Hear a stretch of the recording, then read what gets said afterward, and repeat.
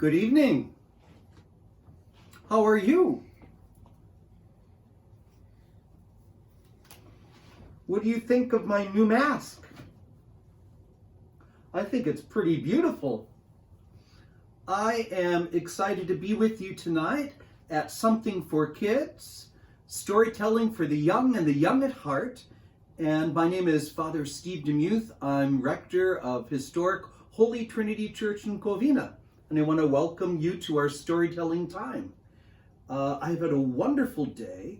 And one of the people that goes to church with us at Holy Trinity has been making masks for the hospitals.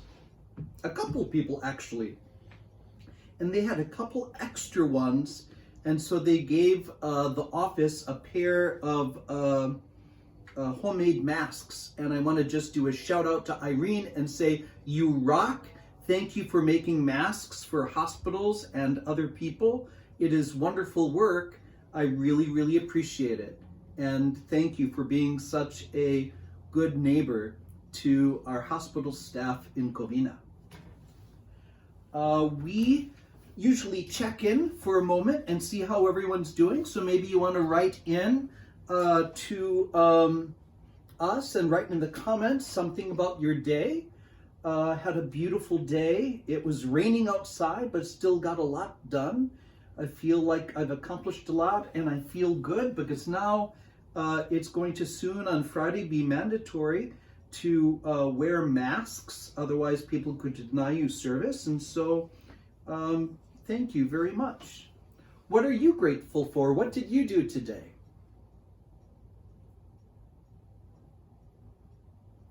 So let's get ready for our story because things are getting exciting. We are reading The Lion, the Witch, and the Wardrobe by C.S. Lewis. I don't know if you know it, but the C stands for, and the S stands for Clive Staples Lewis, C.S. Lewis, and it's The Lion, the Witch, and the Wardrobe. We are going to start a chapter that is titled Aslan is Nearer, and we, in the last chapter, met someone who symbolically represents that winter is coming to an end because Father Christmas came and was able to bring some special gifts for the children. Do you remember what gifts he brought to Peter and Susan and Lucy? If you do, write that in the comments section and let me know how well you were listening. As I get my glasses ready so we can read our story together.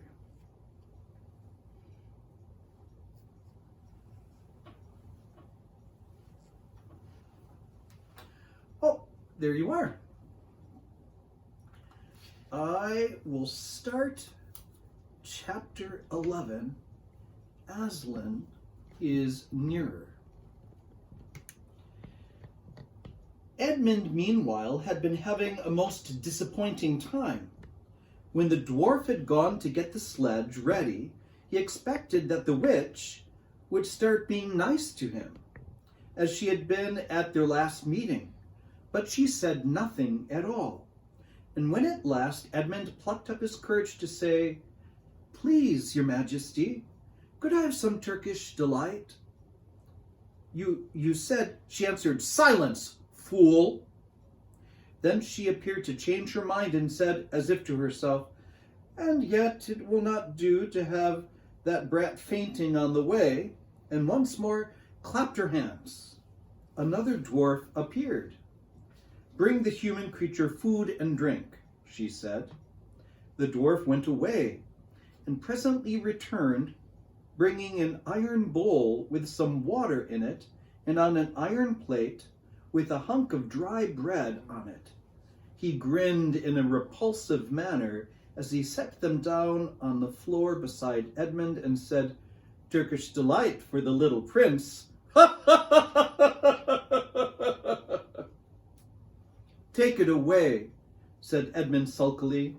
I don't want dry bread." But the witch suddenly turned on him with such a terrible expression on her face that he apologized and began to nibble at the bread, though it was so stale he could hardly get it down. "You may be enough glad of it before you taste bread again," said the witch. While he was still chewing away, the first dwarf came back and announced that the sledge was ready. The White Witch rose and went out, ordering Edmund to go with her. The snow was again falling, so they came into the courtyard, but she took no notice of that and made Edmund sit beside her on the sledge. But before they drove off, she called Fenris Ulf, and he came bounding like an enormous dog to the side of the sledge. "Take with you the swiftest of your wolves, and go at once to the house of the beavers," said the witch, "and kill whatever you find there. If they are already gone, then make all speed to the stone table, but do not be seen. Wait for me there in hiding. I, meanwhile, must go many miles to the west before I find a place where I can drive across the river. You may overtake these humans before they reach the stone table.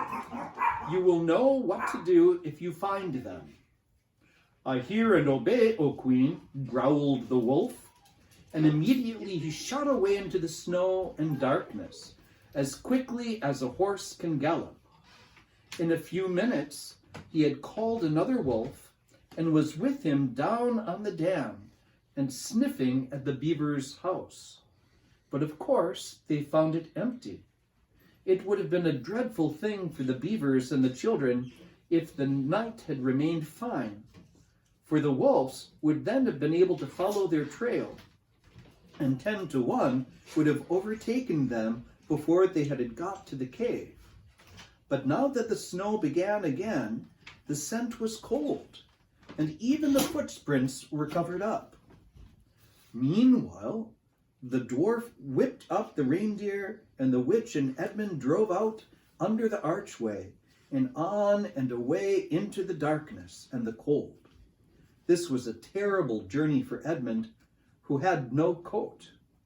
Before they had been going a quarter of an hour, all the front of him was covered with snow.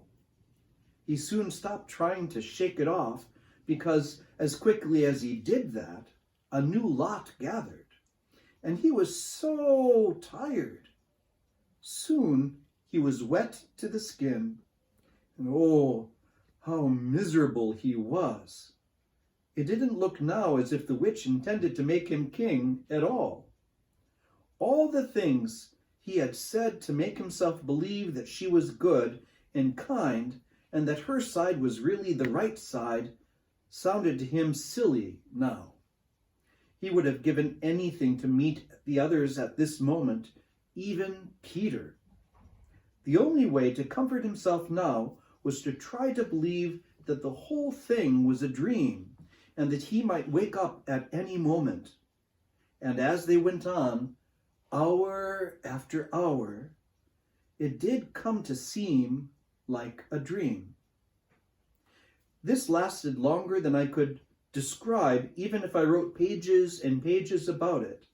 But I will skip on to the time when the snow had stopped and the morning had come, and they were racing along in the daylight, and they still went on and on.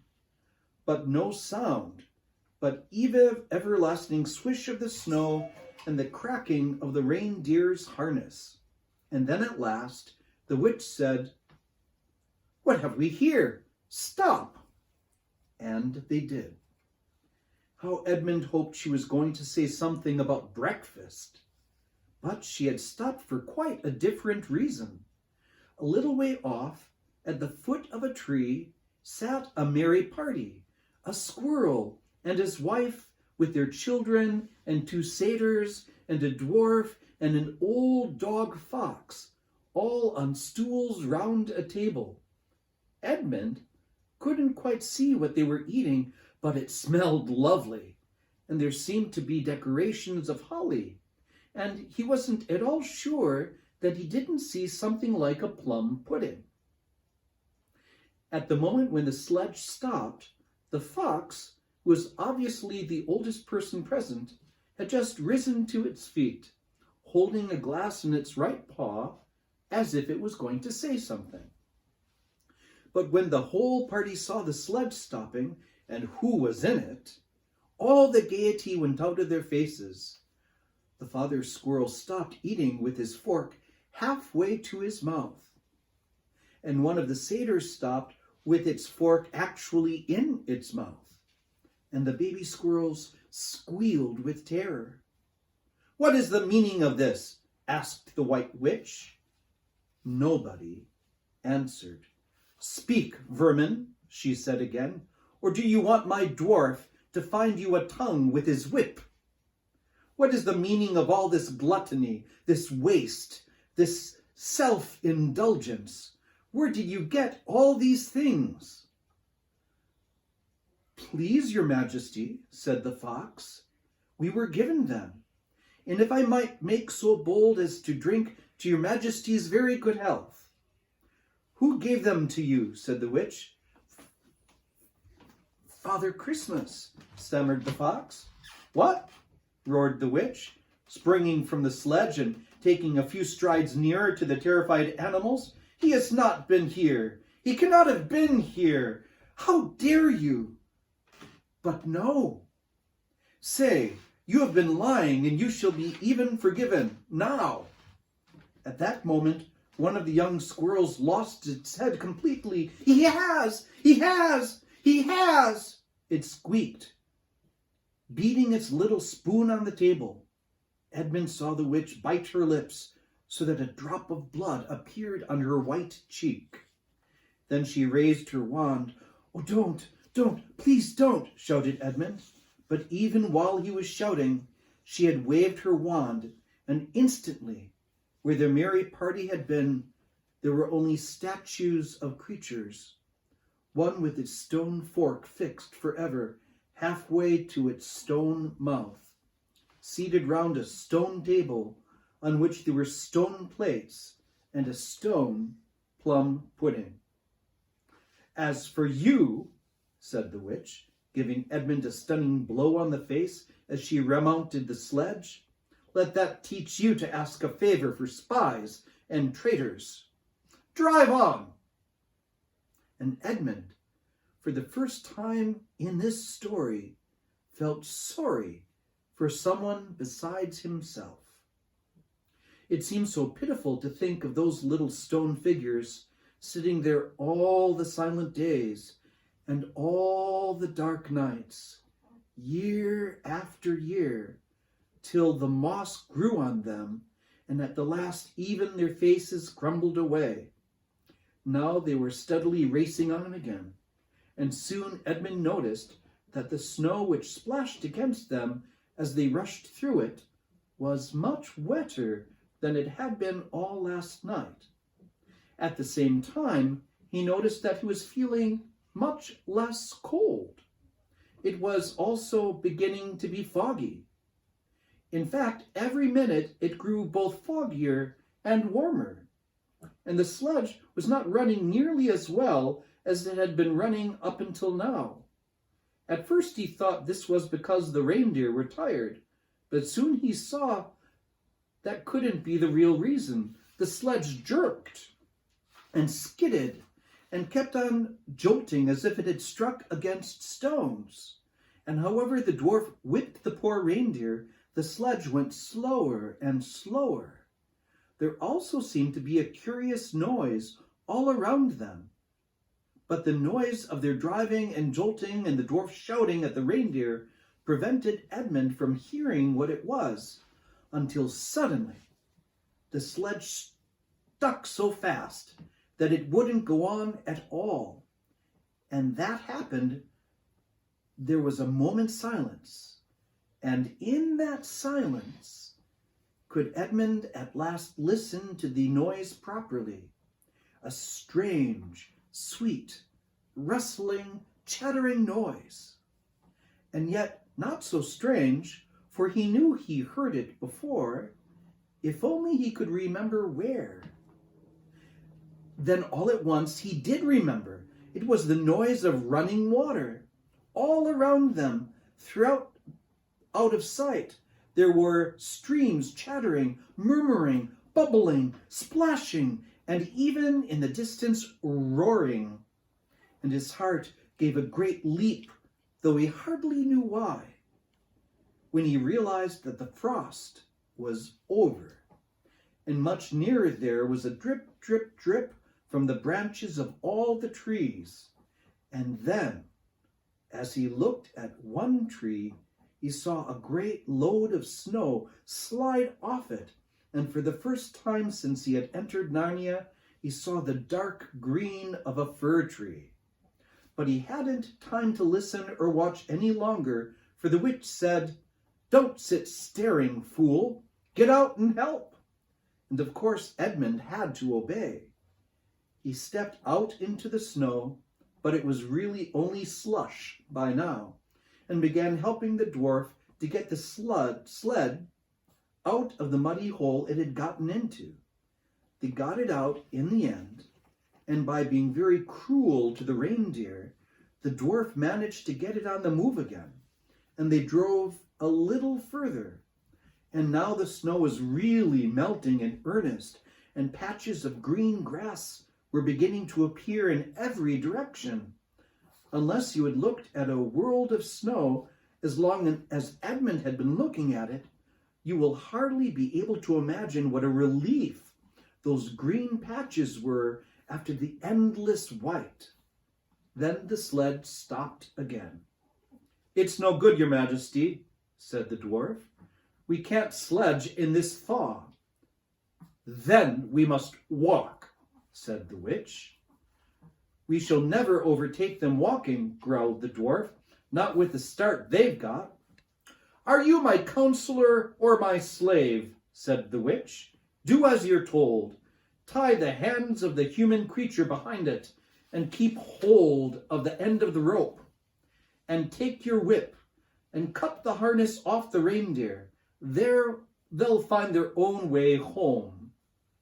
And that's where we'll end reading tonight.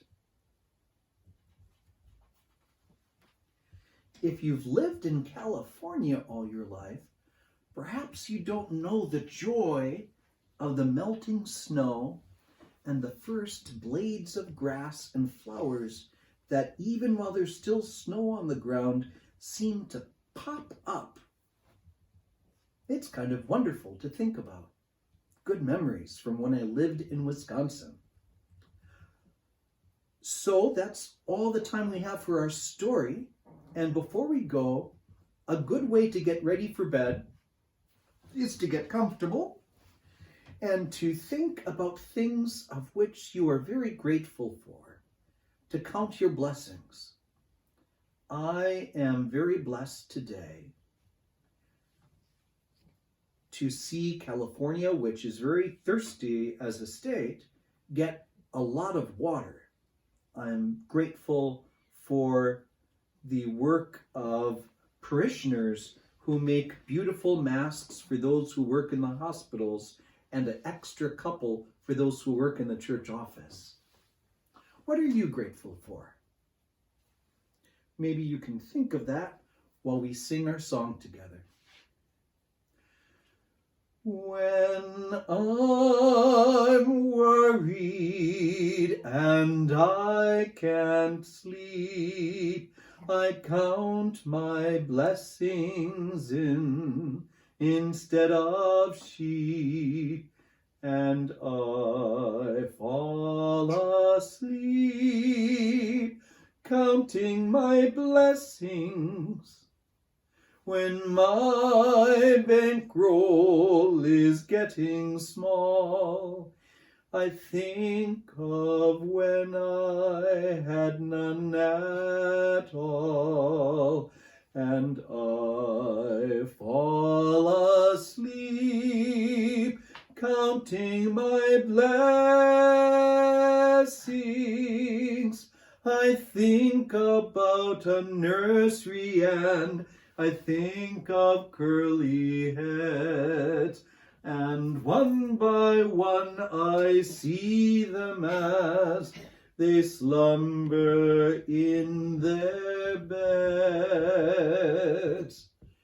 If you're worried and you can't sleep, just count your blessings instead of sheep, and you'll fall asleep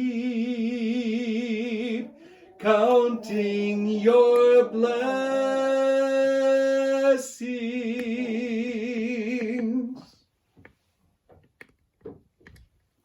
That's all the time we have for tonight. I hope you join us tomorrow night at 7:30, and if you can, and you're on the YouTube channel at Historic Holy Trinity Church of Covina, click subscribe. Until then, good night, and God bless.